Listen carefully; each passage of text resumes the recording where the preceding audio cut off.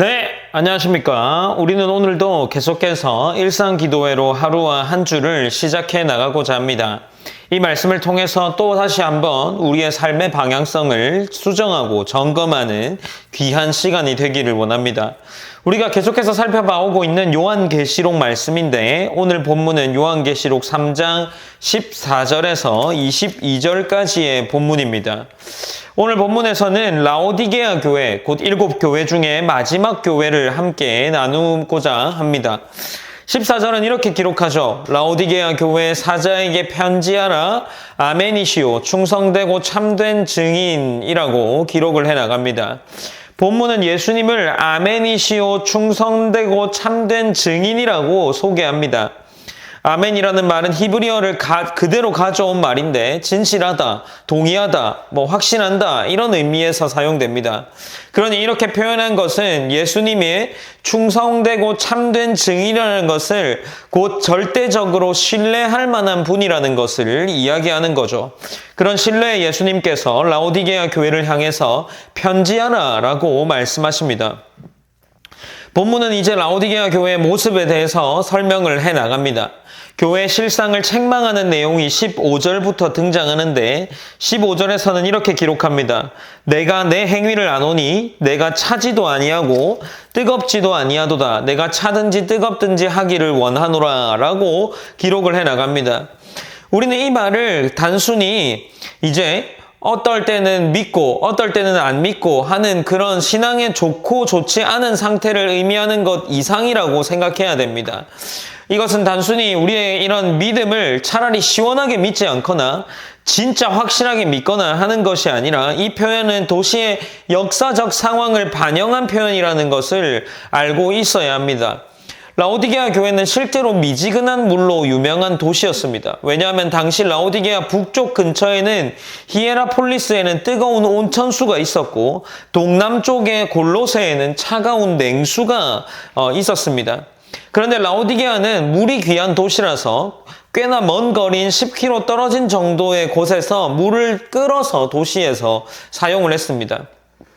그래서 라오디게아 물은 시원하거나 뜨겁지 않고 미지근한 그런 물이었습니다. 그리고 이 물과 같은 이 귀한 도시에서는 전쟁이 나면 이 물을 끌어오는 그 수로를 막는 것으로 차단하는 것으로 그 전쟁이 시작되거나 마무리되었습니다. 이 지역의 미지근한 물은 그렇다면 어떤 것입니까? 그들의 약점을 상징하는 것으로 생각할 수 있습니다. 그러니 지금 예수님께서 이들을 향하여서 너희의 신앙이 미지근하다 말한 것은 단순히 뜨겁지도 차갑지도 않은 그런 미지근한 상태, 어떤 그런 상태를 이야기하는 것이 아니라 너희의 지금 상태가 아무 쓸모가 없는 것을 의미하기도 합니다. 예수님이 이런 그들을 책망하면서 그들 스스로 부자라 하고 부족함이 없다라는 것 이야기하는 것 또한 책망하고 계십니다. 15절에서는 계속해서 기록되어서 나오고 16절에서도 동일하게 나옵니다. 그리고 이 미지근한 물의 이야기가 끝나고 17절에서는 앞서 말한 것과 같이 내가 말하기를 나는 부자라 부요하여 부족한 것이 없다 하나 내 곤고한 것과 가련한 것과 가난한 것과 눈먼 것과 벌거벗은 것을 알지 못하는도다 라고 기록을 해나가죠. 세상 기준으로는 부족함이 없어 보여도 결국 하나님께서 말씀하시는 것은 무엇입니까? 영적으로는 그렇게 헐벗을 수 있다. 혹은 영적으로는 너희의 상태가 아무 의미가 없는 상태다라는 것을 이야기합니다. 그러니 예수님께서는 다시 한번 그들을 향하여서 처방을 내려주는 것으로 이 본문을 계속해 기록해 나가고 있는데 18절입니다. 18절에서는 이렇게 기록합니다.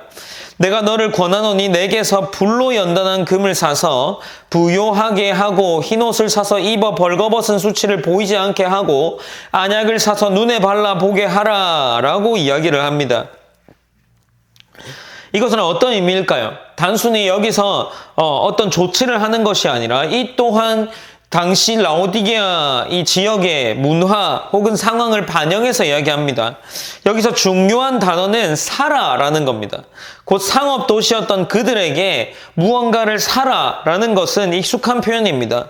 그러나 과연 그들이 예수님께서 하라고 하신 이 수많은 것들, 19절에 나오는 것, 책망하여 징계하노니 그러므로 내가 열심을 내라 회개하라와 같은 이런 깨우침, 영적인 회개, 돌이킴을 돈으로 살 수 있었겠습니까?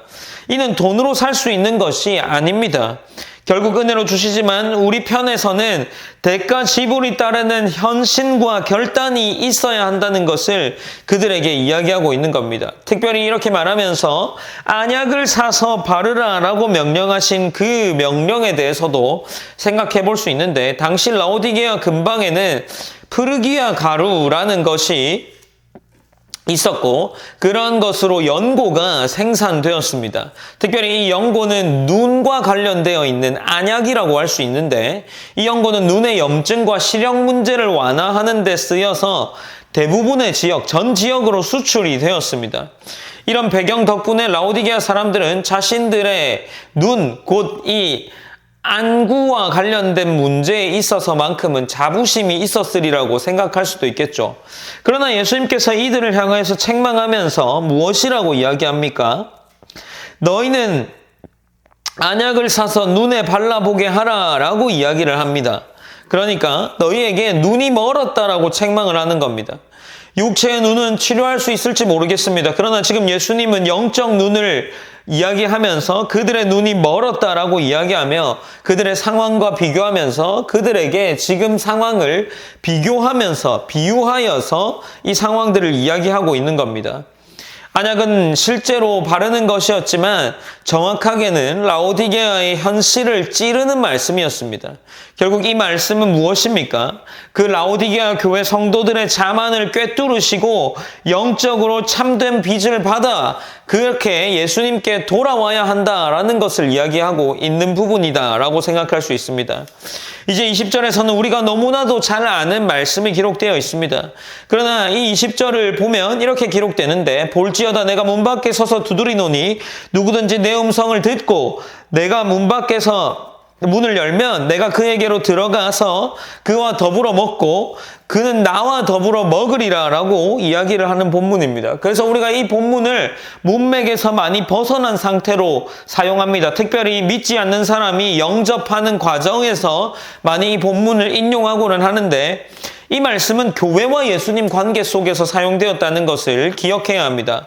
라오디게아 교회는 물질적 풍요와 자족감 속에서 예수님의 공동체에서 멀어진 상태였습니다.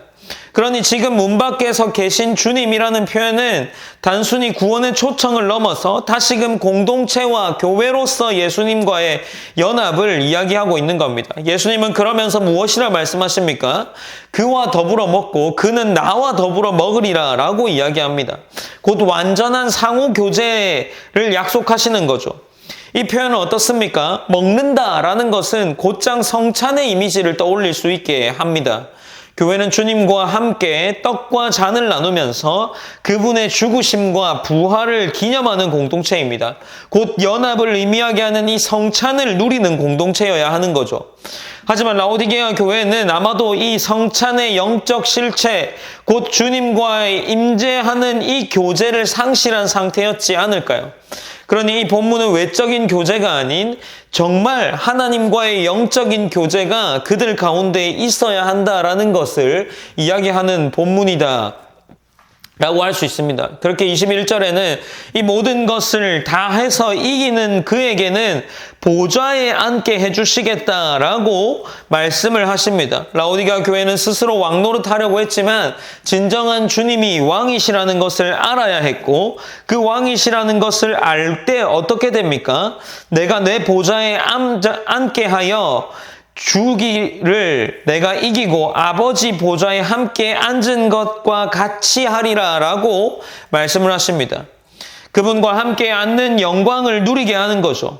미지근함을 버리고 예수님과 함께 진정한 교제를 누릴 때에 보좌에 앉는 영광을 누리게 하신다라는 것을 이 본문이 이야기해주고 있습니다.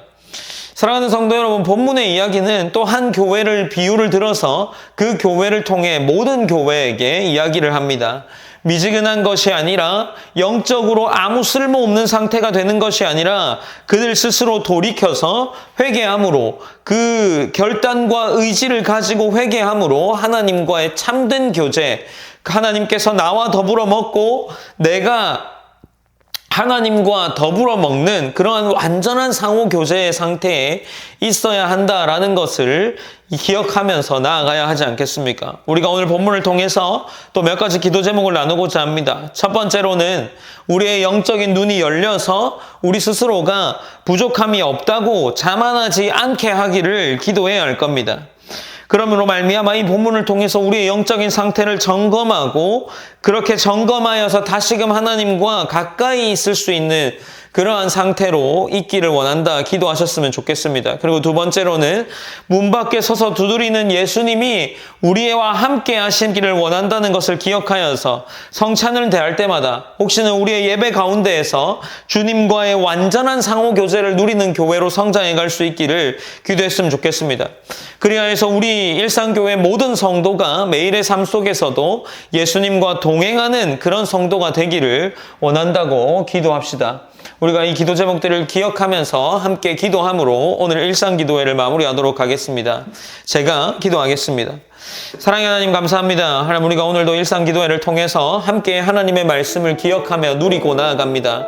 우리가 함께 살펴보는 이 라오디게아 교회의 말씀을 통해서 우리의 신앙을 돌아보게 하시고 특별히 우리의 신앙도 아무것도 판단하지 못하는 상태에 서서 내가 완전하다 생각하고 있는 상태일지도 모르겠습니다. 하나님 우리가 조금 더 영적인 민감함을 가지고 하나님께 나아갈 수 있도록 하시고 그 영적 민감함을 통해서 하나님과 더 가까워지고 하나님과의 참된 교제 속에 들어가서 우리의 교회가 하나님과 더불어 먹고 또 내가 하나님과 더불어 먹고 하나님이 나와 더불어 먹는 완전한 상호 교제가 있는 교회, 완전한 상호 교제가 있는 성도가 될 수 있도록 하나님 이끌어가 주시옵소서. 하나님께 모든 것을 맡겨드릴 수밖에 없기에 기도합니다. 우리 일주일간의 삶 또한 하나님과의 완전한 교제 속에 살아갈 수 있도록 인도하시고 붙잡아 주시옵소서. 하나님께서 함께해 주실 줄 믿습니다. 모든 영광 하나님께 올려드리며 살아계신 예수님의 이름으로 기도드립니다. 아멘.